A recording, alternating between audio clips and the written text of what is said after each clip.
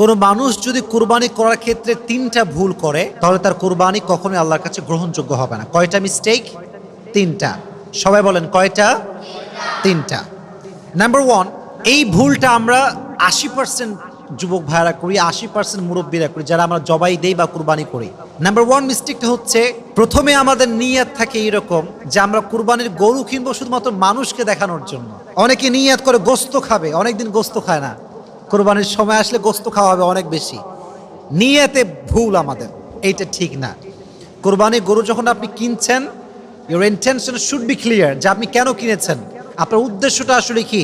উদ্দেশ্য হচ্ছে কুল ইন্না সলাতি ওয়া নুসুকি ওয়া মাহইয়ায়া ওয়া মামাতি লিল্লাহি রাব্বিল আলামিন, আমার নামাজ, আমার কুরবানি, আমার জীবন, আমার মরণ, এই সব কিছু শুধুমাত্র একজনের জন্য আমরা উৎসর্গ করব। আওয়াজ দিয়ে বলেন তিনি কে? Our intention should be clear.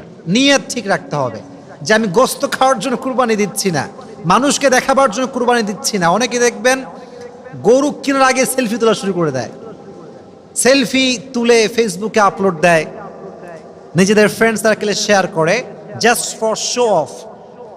তারা শো অফ করে যে দেখো আমার গরু কত বড়। এটা মারাত্মক বড় ভুল, আপনার সমস্ত টাকা বৃথা হয়ে যাবে ম্যান। এই জন্য প্রিয় ভাইয়েরা, প্রথমত আমাদেরকে নিয়ত করতে হবে যে আমরা গোস্ত খাওয়ার জন্য কুরবানি দিচ্ছি না, আমরা শো অফ করার জন্য কুরবানি দিচ্ছি না। আমাদের কুরবানির নিয়ত শুধুমাত্র একজনকে সন্তুষ্ট করা, তিনি কে? আল্লাহ তাআলা। 1 নাম্বার। 2 নাম্বার হচ্ছে, কুরবানির পশুর কিছু মিস্টেক আছে, কিছু কেনার ক্ষেত্রে আমরা মিস্টেক করি।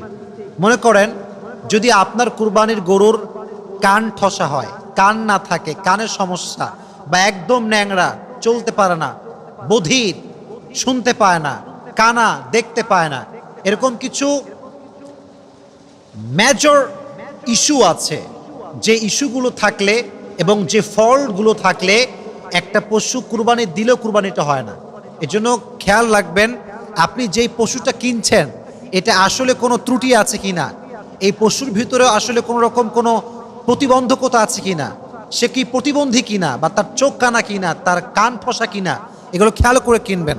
যদি ত্রুটিমুক্ত হয় তাহলে আপনার কুরবানি আদায় হয়ে যাবে। যদি ত্রুটি বলা হয়, কান ঠসা, দেখতে পায় না, খোড়া, দুর্বল, শুয়ে গেলে উঠতে পারে না, এরকম দুর্বল প্রাণী, প্রতিবন্ধী প্রাণী, কানা প্রাণী, ঠসা প্রাণী, এই ধরনের পশু দিয়ে কুরবানি করলে কুরবানি জায়েজ হবে না। এর জন্য যখন পশু কিনবেন বি অ্যালার্ট, যখন গরু কিনবেন be alert, just try to justify first, একটু জাস্টিফাই করে নেবেন।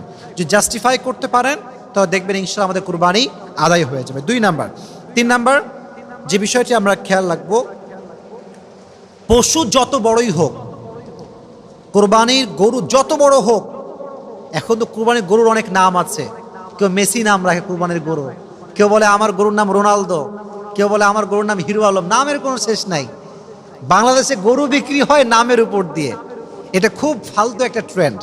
তো যত বড় গরুই আপনি কেনেন না কেন, if your earn money source is হারাম, then your sacrifice will be not acceptable to your Lord.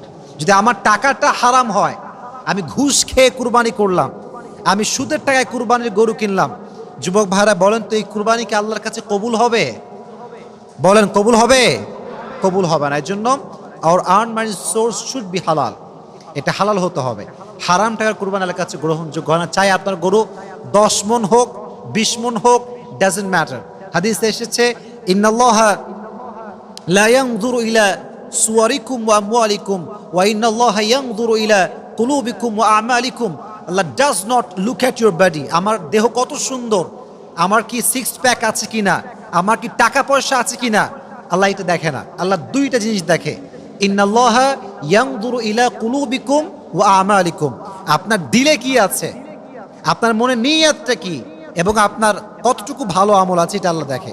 অতএব গরুর যে 10 মণ হতে হবে, 20 মণ হতে হবে, 40 মণ হতে হবে, 100 মণের গরু হতে হবে, the matter is not like that. যা আপনি করছেন, যেই টাকা দিয়ে করছেন, the earn source should be হালাল। যদি হালালভাবে আমরা করতে পারি, একটা খাসি জবাই করলে আমাদের জবাইকে কবুল করে নেবে। এজন্য কুরবানি করার ক্ষেত্রে আমাদের টাকা পয়সা উপার্জন হালাল হওয়ার দরকারটা যুবক ভাইরা আছে না নাই? আল্লাহ আমাদের সবাইকে হালাল উপার্জন করার তৌফিক দান করুক। সকলেই মন খুলে পড়া আমিন।